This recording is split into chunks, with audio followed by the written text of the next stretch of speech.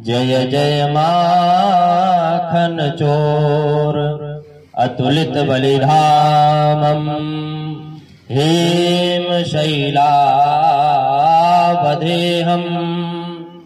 दनुजवन कृशानम ज्ञानिनामग्रगण्यम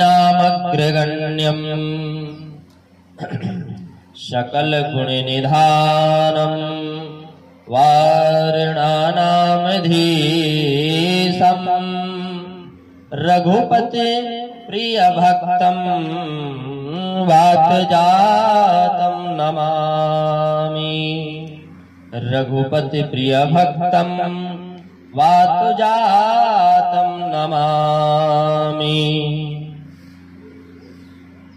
परम मंगलमय परात्पर अखिलेश्वर कारण करुणा वरुणालय भक्तवांछा कल्पतरु तड़िद्युत विनिंदितमय पीतांबरधारी श्री बालकृष्ण लाल की वांगमय प्रतिमूर्ति श्रीमद् भागवत महापुराण।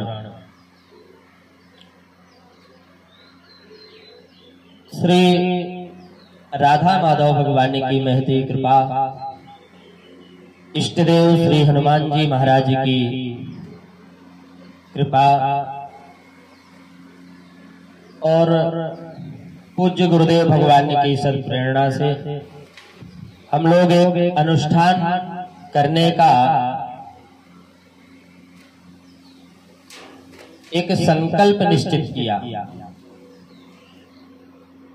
जो स्वयं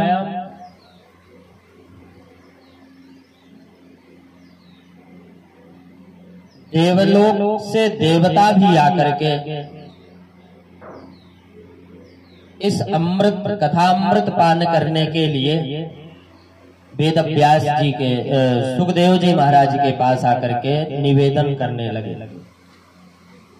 एवं विनमय जाते सुधाराज्ञः प्रपेयता प्रपश्यामो वयं सर्वे श्रीमद्भागवतामृतम। सुखदेव जी महाराज से कहते हैं, महाराज आप जो राजा परीक्षित को कथा अमृत पान कराने जा रहे हैं,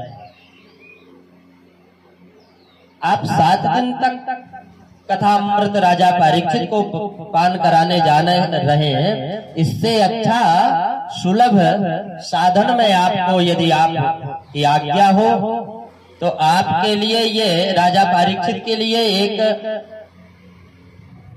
बहुत अच्छी खुशखबरी लेकर आया।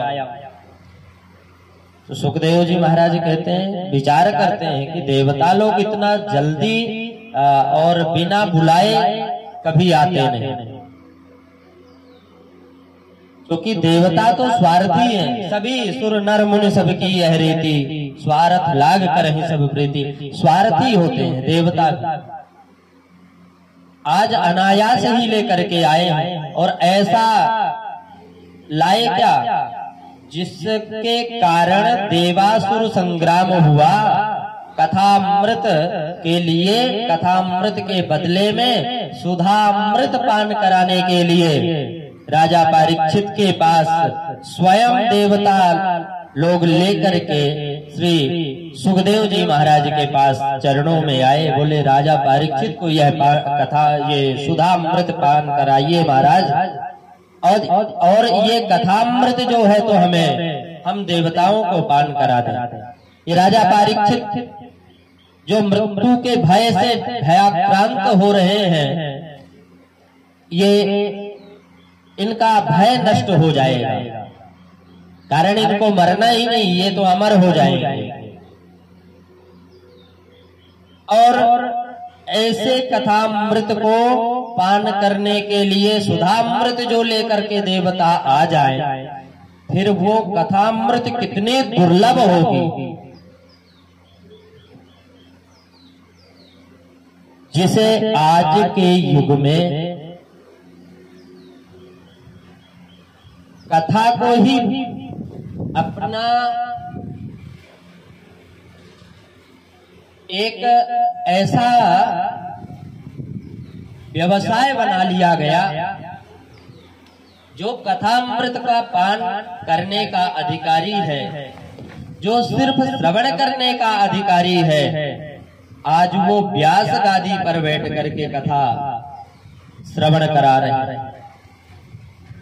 और इसमें तो विरक्तो वैष्णव विप्र, वैष्णव को ही श्रीमद् भागवत कथा श्रवण कराने का, व्यास गादी में विराजमान होने का अवसर सिर्फ यदि मिलता है तो वैष्णव को, विप्र को और योगी पुरुष को, जो ज्ञानी हो, जो सरल भाषा में सिखा सके, सुना सके। आजकल कथा कम, नाच गाना ज्यादा होना प्रारंभ हो गया। चटक मटक जितना ज्यादा हो रहा, संसार भी ऐसे ही है चटक मटक वाला। अब जितना चटक मटक का प्रचलन प्रारंभ हुआ, जब से वो कथा नहीं रही, कथा ही व्यथा बन गई। बनाने वाले हम लोग हैं। जिसको कथा श्रवण करने का अधिकारी, जो कथा श्रवण करने का अधिकारी नहीं है, आज वही व्यक्ति कथा व्यासपीठ पर बैठ करके श्रीमद् भागवत महापुराण पंचम वेद को श्रवण कराने का झूठा अधिकारी बन जाता है। ऐसे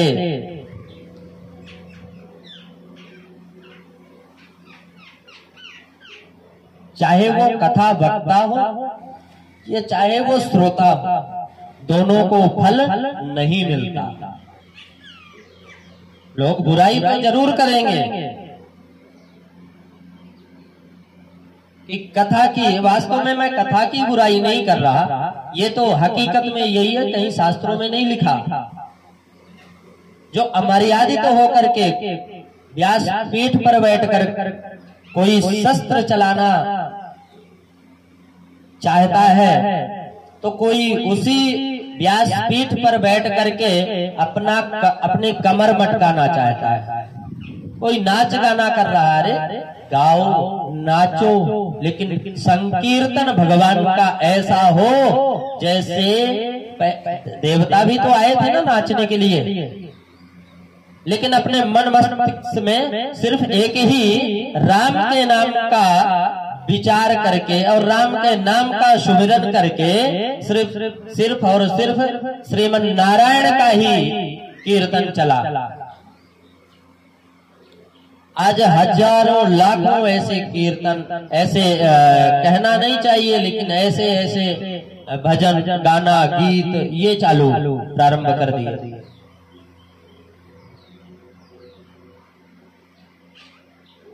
हम अपने दिमाग में हमेशा एक ही बात को बैठा लें कि मरना सुनिश्चित है।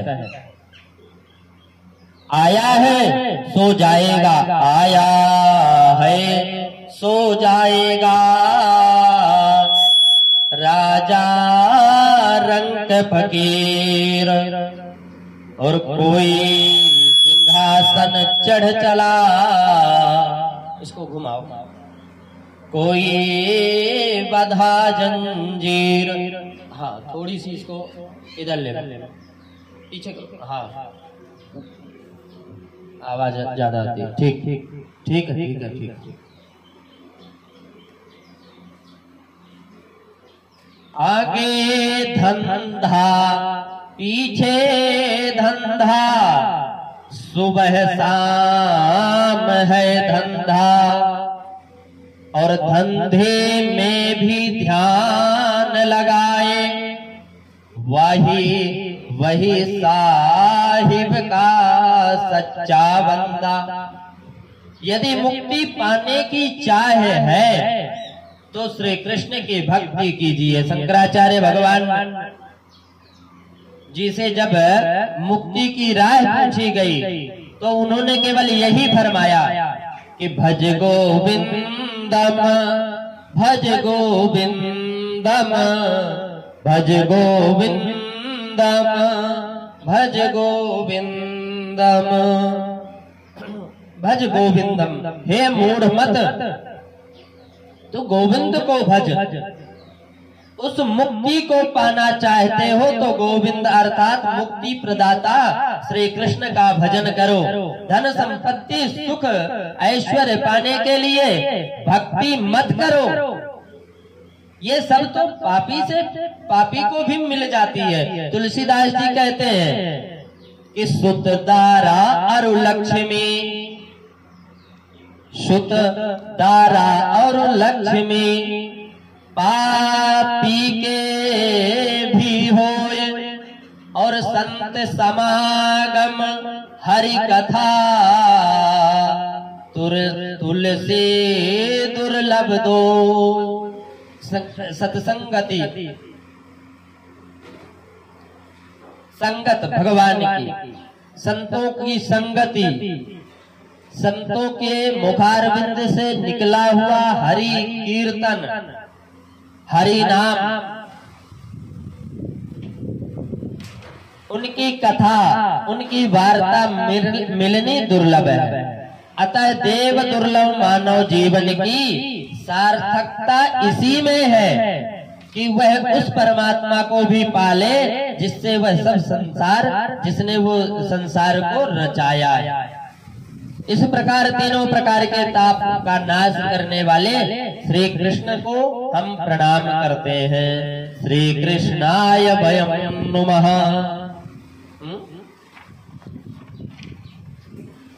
स्वकीयं यत् भवेत् तेजः तच्च भागवते दधात, तेनेयं वाङ्मयी मूर्तिः प्रत्यक्षा वर्तते हरिः। अपना तेज भगवान श्री कृष्ण ने भागवत में डाल दिया, इसलिए भागवत भगवान श्री कृष्ण की वांगमयी मूर्ति है। साक्षात श्री कृष्ण का ही तो स्वरूप है। 4 वेद 6 शास्त्र और 17 पुराण रचने के बाद यह 18वां पुराण क्यों रचा गया? एक बार देवर्षि नारद पृथ्वी लोक का भ्रमण करते वेद व्यास जी के आश्रम में गए, हाथ में वीणा लिए हुए थे, मुख से भगवान का संकीर्तन कर रहे थे। नारद जी की वीणा तथा श्री कृष्ण की बंसी यह संदेश देती है कि जीवन एक संगीत है, इसको गाते हुए इसे आनंद में व्यतीत करो। बंसी के बजते ही हृदय आनंद से झूम उठता है, चाहे कैसी भी मुसीबत क्यों ना आ जाए। गाना बंद मत करो। यदि ध्यान से जरा सोचे तो संगीत का जन्म ही सुखमयी और दुखमयी अवस्था में हुआ है। जब मनुष्य बहुत ज्यादा दुखी हो जाता है, बहुत ज्यादा जब सुखी हो जाता है या किसी कारण बहुत ज्यादा ही दुखी हो जाए तो अकेले में गुनगुनाए बगैर नहीं रह सकता। उस समय हृदय से निकले हुए भाव शब्दों के परिवेश में हृदय को छू जाने वाले इतने मधुर या इतने द्रवित होते हुए उनको सुनने वाला या तो आनंद से झूम उठेगा या गमगीन होकर के गाने लग जाएगा। जैसे बगिया में खिले हुए फूल आदमी के मन को मोहित करते हैं ना, ठीक उसी प्रकार मुस्कुराते हुए चेहरे की दूसरों को अच्छे लगते हैं। हंसने वाले के साथ हंसने वालों की इस दुनिया में कोई कमी नहीं है, परंतु रोने वाले के साथ आंसू बहाने वाला कोई बिरला होगा। इसलिए hello hello hello hello hello hello देखो वो माइक देना मेरे को। हेलो, ये माइक दे दो। डिश हो गया। Hello hello hello hello hello.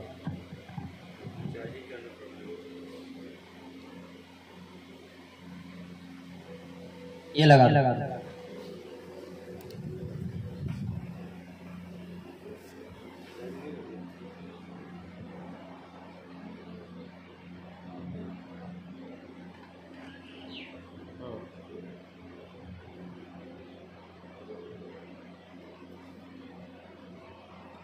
Shri Sitaram ji महाराज की। जैसे बारिश आने पर बादलों का पानी खत्म हो जाता है, आकाश स्वच्छ हो जा और चमकीला हो जाता है, ठीक उसी प्रकार मन का उद्वेग प्रभु के सामने प्रकट कर देने पर मन को शांति मिलती है। अपना दुख किसी मानव के सामने मत रो, वह सुन तो लो, वह सुन तो लेगा, परंतु फिर किसी के सामने जाकर के हंसी उड़ाता है। इसलिए परमात्मा के सिवा या सदगुरु के सिवा अपना दुख किसी को मत बताओ। दुख और सुख जीवन में रात दिन की तरह आते जाते हैं। इतिहास उन्हीं का अमर है जिन्होंने कष्टों को हंसते हंसते सहन किया। भक्त प्रहलाद, भक्त ध्रुव, माता मीरा, सूरदास आदि अनेक इनके जीवन ज्वलंत उदाहरण। धर्म पर अड़िग रहने वाले का ही नाम संसार में अमर हुआ है। इसलिए कहते हैं, होगी सो देखी जाएगी, मत छोड़ धर्म की डोरी को, जो सत्य धर्म की लैन चले, मन काज सरे भगवान मिले। ना अग्नि में प्रहलाद जले, दिया फूक अधर्म की होरी को, ये जगत मुसाफिर खाना है, यहाँ लग रहा आना जाना है। दो दिन का ठौर ठिकाना है, तू मत छोड़ धैर्य की डोरी को, होगी सो देखी जाएगी, मत छोड़ धर्म की डोरी को। इस प्रकार देवर्षि नारद जी परमात्मा के 24 अवतारों में से एक है। 24 अवतारों में से एक है।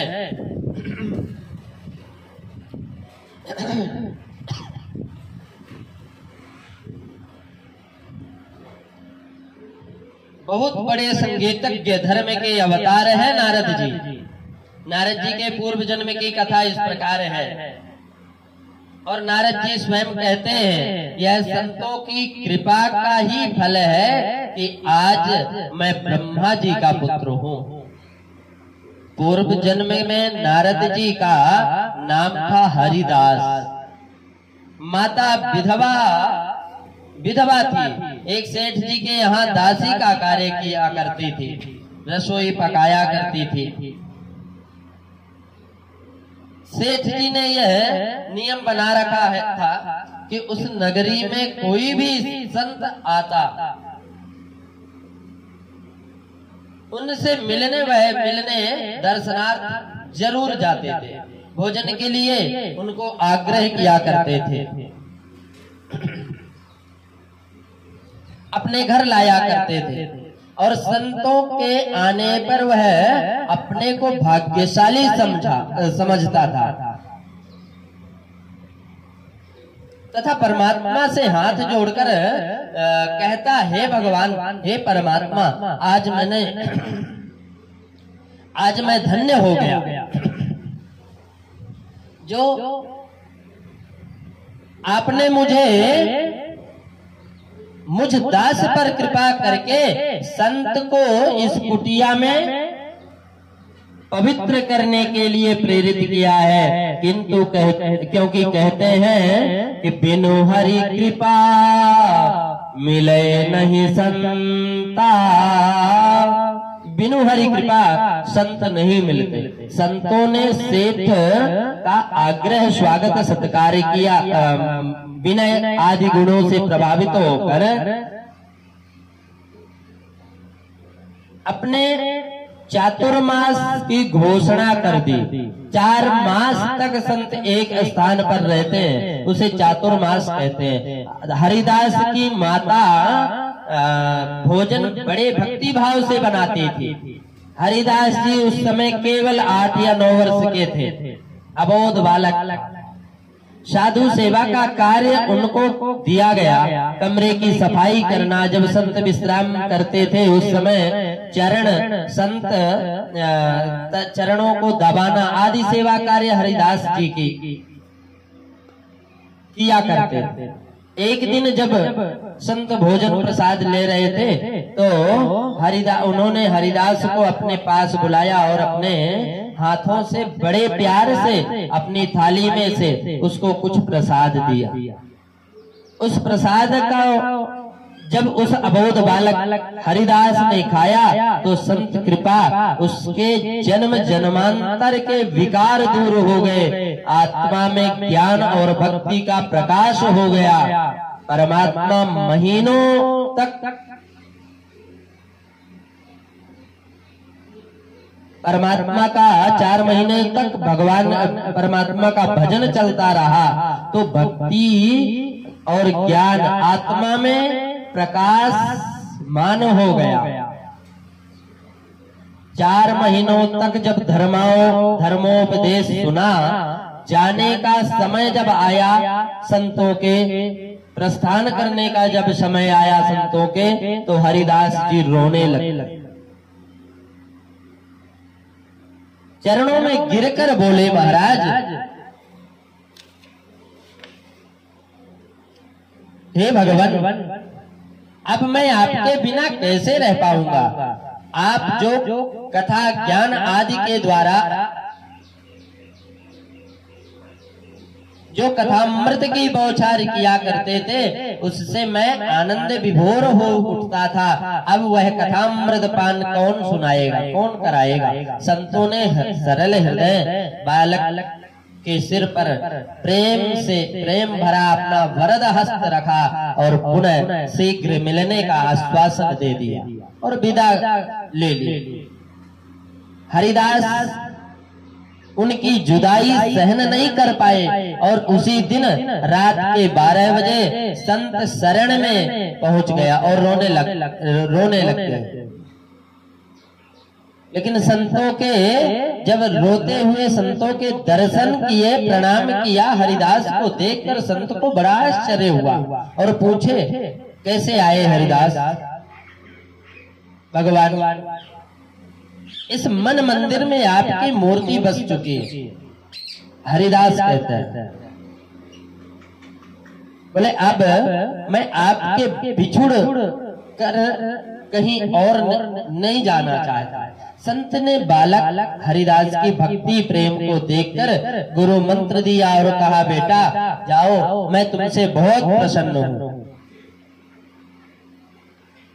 तुम्हें जो गुरु मंत्र दिया है उसका अधिकाधिक जाप करना। तुम जानते हो तुम्हारे पिता का देहांत बहुत पहले ही हो गया। बेचारी विधवा माँ है, तुम्हें कितनी आशा से पाला होगा।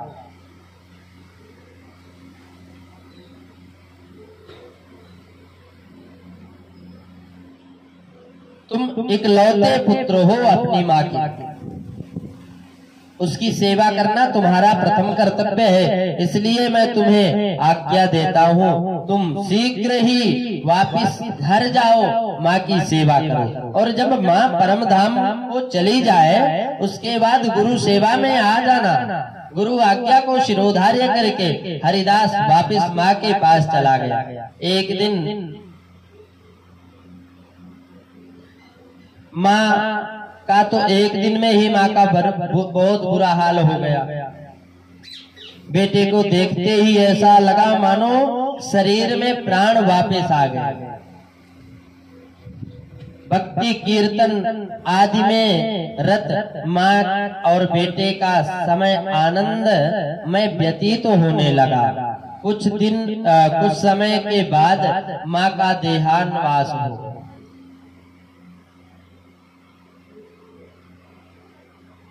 माँ का शरीर पूर्ण हो गया, देहावसान हो गया, मृत्यु हो गई। सांसारिक क्रियाक्रम के उपरांत हरिदास ने पुनः गुरु शरण में जाने का निश्चय किया।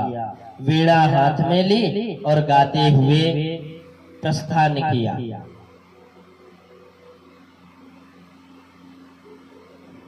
मन में गुनगुनाते हुए कि चलो गुरु की नगरिया,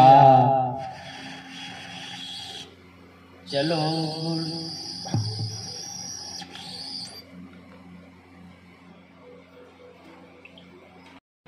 इस प्रकार भक्ति संकीर्तन आदि में सारी उम्र व्यतीत की।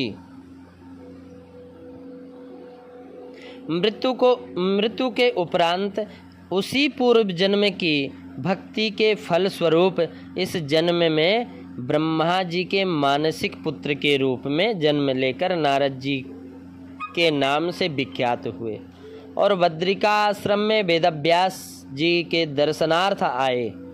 उस समय वेदव्यास जी ध्यानमग्न थे। श्री सीताराम जी महाराज की जय। श्री राधा माधव भगवान की जय। नारद जी के पास समय अधिक नहीं था तो सोचा ध्यान में विघ्न डालना भी ठीक नहीं है। नारद जी के पास समय ना होने के कारण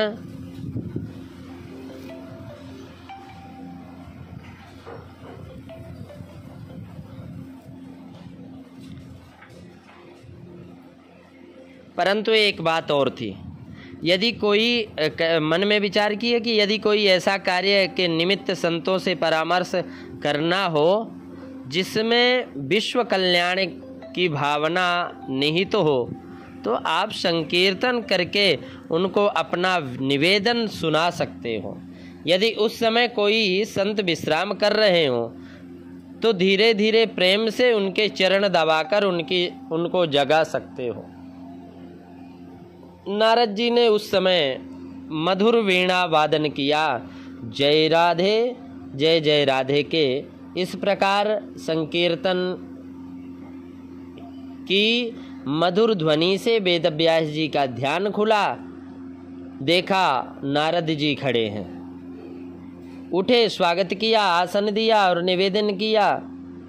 महाराज, ध्यान में होने के कारण मुझे आपके स्वागत में कुछ देर लगी, मैं क्षमा चाहता हूँ। नारद जी ने कहा, आपके उपदेशों के कारण ही तो हिंदू संस्कृति जीवित है। आपके द्वारा रचित ये 4 उपदेश आदर सत्कार के स्तंभ है। कौन कौन से? बोले मातृदेवो भव, पितृदेवो भव, अतिथि देवो भव और आचार्य देवो भव। अर्थात माता ही देव हैं, इनकी सेवा और भक्ति करो। पिता के भक्त बनो और अतिथि आ जाए तो देवता समझकर सम्मान करो, सत्कार करो। यदि आचार्य अर्थात आपके गुरु आपके घर आ जाए तो उनका सत्कार परमात्मा समझकर बड़े विनय सहित करो। भारतीय संस्कृति महान है। प्रातःकाल उठते ही अपने माता पिता के चरणों में प्रणाम करो। श्रवण का ज्वलंत उदाहरण हमारे सामने है, जिसने अपने कंधों पर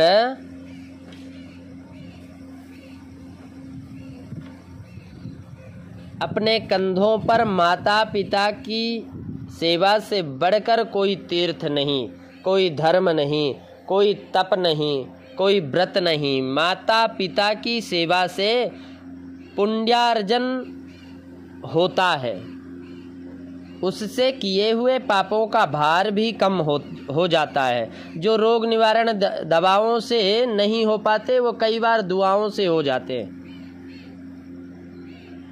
कावड़ चढ़ाते हैं परंतु घर में वृद्ध माता पिता पानी तक अपने हाथों से नहीं ले पाते, तो क्या भगवान उनकी प्रार्थना सुनेंगे और प्रसन्न होकर उनको वरदान देंगे?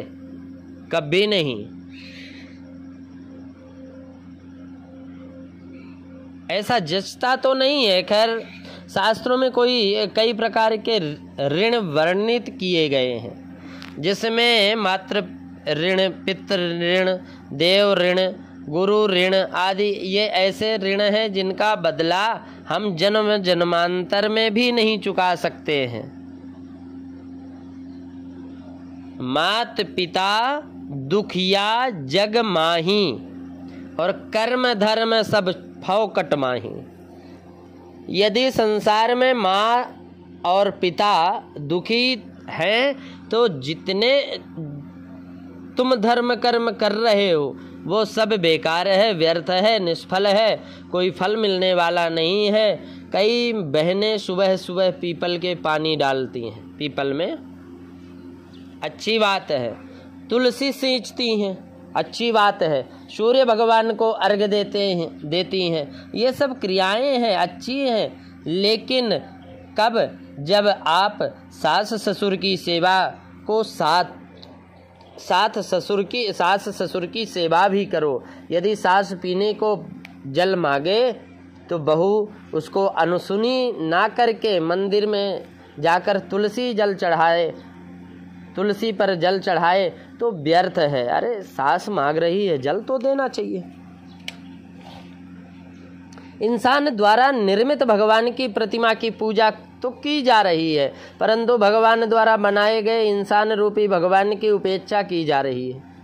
कैसी फलीभूत हो सकती है धर्म की बगिया। इसलिए हर घर गृहिणी का कर्तव्य है कि घर में वृद्ध सास ससुर आदि की सेवा तन मन से करे। बहू को याद रखना है कि आने वाला समय वह भी सास बनेगी। ध्यान रखना, आने वाला समय वह भी सास बनेगी। जैसे को तैसा वाली कहावत पर मुझे एक लघु घटना याद आ गई। किसी परिवार में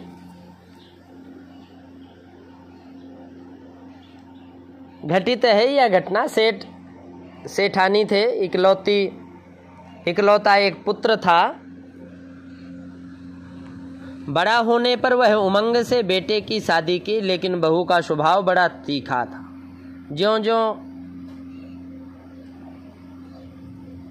समय निकलता रहा, कुछ समय पश्चात घर में बेटे का जन्म हुआ। बड़े लाड़ प्यार से बच्चे का पालन हुआ। बहू कैसी भी क्यों ना हो, पर दादा बाबा को पोता अपनी जान से भी प्यारा लगता है। पढ़ लिख कर जवान हो जाएगा। शादी का दिन भी आ गया। शादी धूमधाम से की गई। पोते की बहू बड़ी समझदार थी। आते ही घर के वातावरण को समझ गई। उसने देखा मेरी सास अपनी सास को मिट्टी के बर्तन में भोजन देती है, यह ठीक तो नहीं है। यदि मैंने कुछ कहा तो महाभारत खड़ा हो जाएगा। इसलिए कुछ कहने की बजाय कुछ करना चाहिए, ताकि सास भी समझ जाए, कोहराम भी ना मचे, झगड़ा भी ना हो। अगले दिन जब मिट्टी के बर्तनों में भोजन दादी सास और ससुर ने कर लिया तो उसने वे बर्तन उठाए और उनको धोने लगी। ऐसा करते देख उसकी सास ने कहा, बहू इन बर्तनों को धोते नहीं है, इन्हें गली में फेंक दो, ये मिट्टी के हैं। बहू ने जब सुना तो कहने लगी, माँ जी मुझे पता है ये बर्तन मिट्टी के हैं, लेकिन आने वाला समय का क्या पता ऐसे बर्तन मिले या ना मिले, इसलिए मैं इनको धोकर रख रही हूँ। सास ने बड़ी हैरानी से पूछा, तुम्हें ये बर्तन क्यों चाहिए? बहू ने विनम्रता से मुस्कुराकर उत्तर दिया, माँ जी, जब आप दादी जी को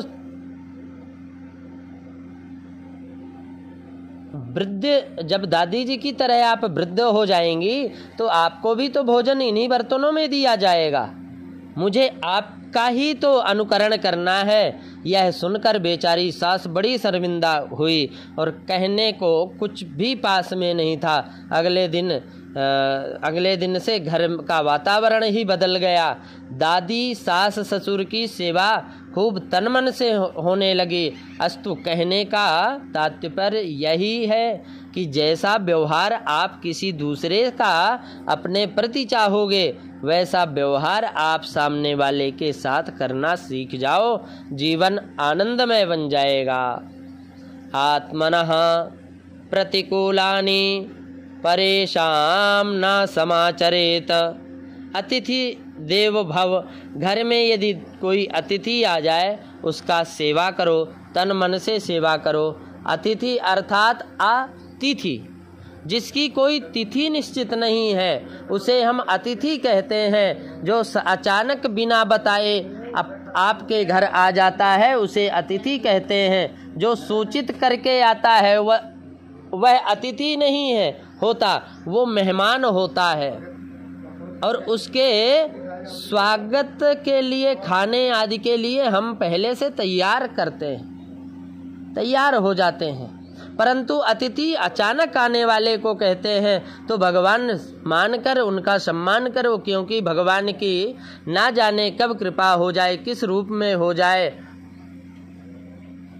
अपने घर आ जाए। अनजान बनकर भी भगवान आ जाते हैं, ना जाने किस भेष में मिल जाए भगवान। इसलिए तो कहते हैं कि बड़े प्रेम से मिलना प्यारे, दुनिया में इंसान से ना जाने किस वेश में आकर मिल जाए भगवान रे, मिल जाए भगवान रे, ना जाने किस वेश में आकर मिल जाए भगवान रे।